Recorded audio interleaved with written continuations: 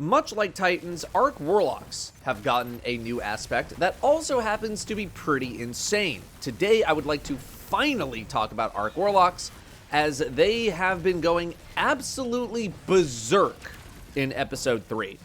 Ionic Sentry is the newest aspect for Arc Warlock, creating an arc turret which launches a chain lightning attack every so often, giving you bolt charge for every enemy hit. It also blinds any targets that are nearby when it first lands, so aiming it is actually somewhat important. To activate Ionic Sentry, you need kinetic or arc weapon kills, or arc ability kills. This is similar to how Gunpowder Gamble works on Hunter, getting kills and or ability kills in order to stack a meter. You'll build charges, and once you have enough, your grenade is replaced with the sentry, which can be deployed when you activate your grenade. You will still have your regular grenade behind it though, and it will not be consumed when you use Ionic Sentry. Also, this technically isn't even functioning properly, as there are some things that should work with it that are not. For example, as of this video, it's not really working with Electrostatic Mind, which is another aspect you'll likely be using, or some fragments and exotics. Bungie is working on a fix for these things, but yet, despite the fact that it isn't working with everything that it should be working with, this is still incredibly strong and very fun. On top of this, we have buffs to Warlock and Warlock exotics. Crown of Tempest now works better with Prismatic, giving ability regen to all elements, but that's another conversation. Storm Dancer's Brace also had a nice buff, damage per stack of Ascending Amplitude going from 10 to 20%, and Ionic Blinks costing less energy. Also another conversation. No, the thing we're talking about is Geomag Stabilizers, which is the Chaos Reach exotic. Chaos Reach hasn't exactly been in the best place lately. It just got a 15% damage boost versus non-champion PvE enemies. But Geomags? They have been reformatted. Instead of giving you super energy when you're close to your super, they now give bolt charge when you're close to maximum bolt charge. However, Ionic Traces now give 7% super energy, up from 2% when collected. This is allowing for insanely fast supers, especially considering that Warlocks tend to be able to make the best use of Ionic Traces, which are already a really good effect. Now, I'm not going to advocate for a nerf for this. I am not saying that I want it nerfed, but I'm just letting you know that you should enjoy the good times for this episode, because there is no way that this 7% will stay at 7%. This is probably getting dropped to like 4 to 5% sometime in the future. It is way too good to stay at 7. So how do we play into these buffs? Honestly, it's pretty simple. Throw all this stuff on and just use it. But there are a bunch of variants that you can play around with that we'll discuss. So let's try it out. Aspects, you're throwing on Ionic Sentry and Electrostatic Mind. Even though it's not working right now, it'll work eventually. I think you could use the other aspects if you really wanted to, but considering what this setup is going to be about, at least the one that I'm giving you in this video, which is generating Ionic Traces and using the new aspect, let's stick to that for now.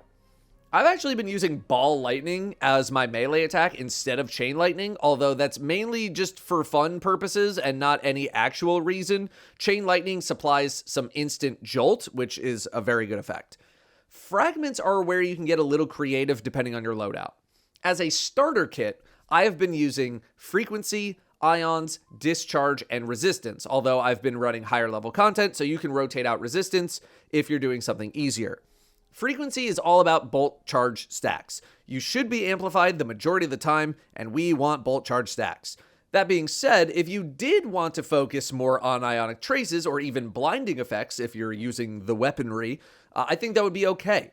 However, Ions does make an Ionic Trace when you kill with bolt charge or if you kill a jolted target, so there is some synergy there. Discharge gives you a chance at an Ionic Trace on arc weapon kill, and collecting a trace gives bolt charge. So all three mesh pretty nicely with each other, even if I do think there's maybe a smidge of Ionic Trace overkill in here. I used to run a Cold Heart build with my Arc Warlock, also to generate lots of Ionic Traces, and if that's the path you want to take, then you might want to consider the blinding effects from Beacons and or Brilliance. Beacons makes your Arc Special or Heavy kills create a blinding explosion while you're amplified, which again, you likely will be a lot of the time. You may not then need Brilliance on top of that, as it enables even more potentially redundant blinding effects. Stats-wise, I think there is very little reason to stray from the classic resilience, recovery, discipline setup, maxing them out as much as possible. And mod-wise, I think either direction of ability energy or surge mods is totally fine. You should be pretty flush with ability energy though, so maybe I would lean into the direction of surges to boost your weapon damage even more if you want to.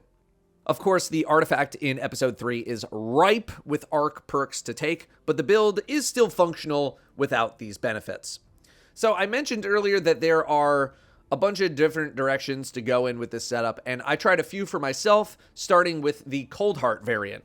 The reason to use Cold Heart is because it generates Ionic Traces when at maximum power, and you get to maximum power by holding down the trigger. The longer you fire the weapon uninterrupted, the harder it starts to hit.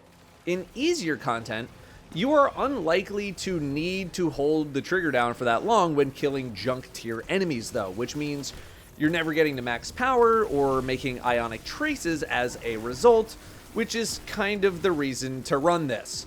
Spark of Beacons, the fragment, is another reason though, which is where Cold Heart is able to shine a bit more. Special weapon kills will be blinding stuff constantly, and you'll be using this like a primary weapon a good amount of the time.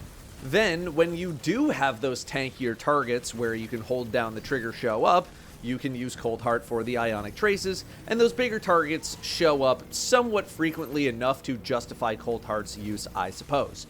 The problem that I had with Cold Heart in something like the later stages of Expert Nether, Wave 3 specifically, or by extension any other endgame content with higher level enemies, was that things were so tanky that I was just burning through ammo really quickly and often found myself on my machine gun instead, rotating out Cold Heart for another weapon entirely, which we'll talk about in a sec. The damage just didn't feel like it was at the level that I wanted it to be. I realize this paragraph makes it seem like Cold Heart is an absolutely terrible choice for this setup. It's really not that bad. The next variant uses Delicate Tomb instead, leveraging the fact that it's a more normal special weapon and leveraging what this weapon actually does to our advantage. And wouldn't you know it, this too received a buff in the latest update. Your chance to make an Ionic Trace went from 4 to 10% on minor enemies. The damage bonus of the Tempest Cascade shot, which is activated when you get an Ionic Trace, is now a 100% bonus, up from 30%, and it no longer has a timer. It just stays with you until you fire the weapon. Considering how many Ionic Traces you can make, you should be able to drop many high damage shots with Delicate Tomb onto whatever target you want. That being said, I have two gripes, small ones. Number one is this wide horizontal spread shot when you hip fire the weapon. I'm still not the biggest fan of it, and it's only really super good for huge targets or point blank damage. Number two is that it can be easy to lose track of when you do and do not have a Tempest Cascade shot available, other than rigorous viewing of your buffs in the bottom left when you have the weapon out.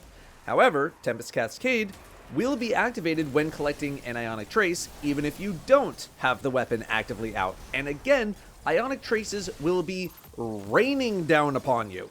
So, depending on the situation, you can just keep this thing out and spam some super high damage shots that will also jolt your targets if you have a lot of traces coming in. Or you could think of this weapon as having auto-loading holster with regards to Tempest Cascade. You fire the shot, you put it away, you take it back out a few seconds later, you fire the shot, you put it away, going back and forth. But you will have Tempest Cascade activated very, very often, so make sure you're actively using it. I also think that this weapon holds up a little bit more in something like Expert Wave 3 Nether. Being able to use that big shot on a worthy target is pretty nice, while you spam machine gun shots everywhere else all of the other time. I did also try some non-Geomag variants, but I'm not sure I liked them as much. For example, Fallen Sunstar is an excellent exotic in the average Arc Warlock setup, juicing your Ionic Traces to restore even more energy, which is cool if you're looking to keep high uptime on set abilities or Ionic Sentry, but it does almost nothing for Chaos Reach, which is amazing with Geomag, but kind of feels bad without it. Geomag increases the duration of the super by more than double if you hit every tick of your beam, and you can use it so much more frequently. So much more frequently, which really makes the kit come together as a whole. It is obscene how often you can get supers if you actually pay attention to Ionic Trace generation. Similar things can be said for Crown of Tempest, at least on Arc specifically. Crown of Tempest is all about pacing your abilities out to maintain high stacks of conduction tines, which gives tons of regeneration speed to all of your abilities.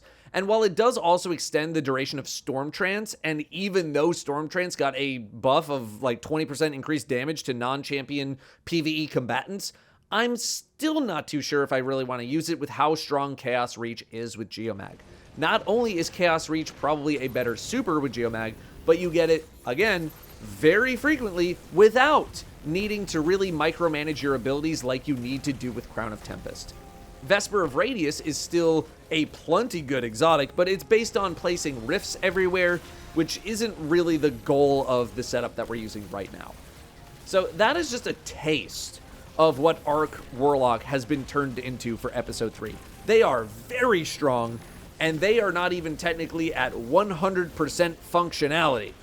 Arc Warlock, and by extension Arc Titan, have been given a new lease on life with these new aspects, and I really think you should revisit both of these subclasses if you haven't in a while. Arc Hunters have been doing pretty well for a long time, and maybe we'll visit them soon to cover one of their more popular builds that isn't just punching a bunch of stuff.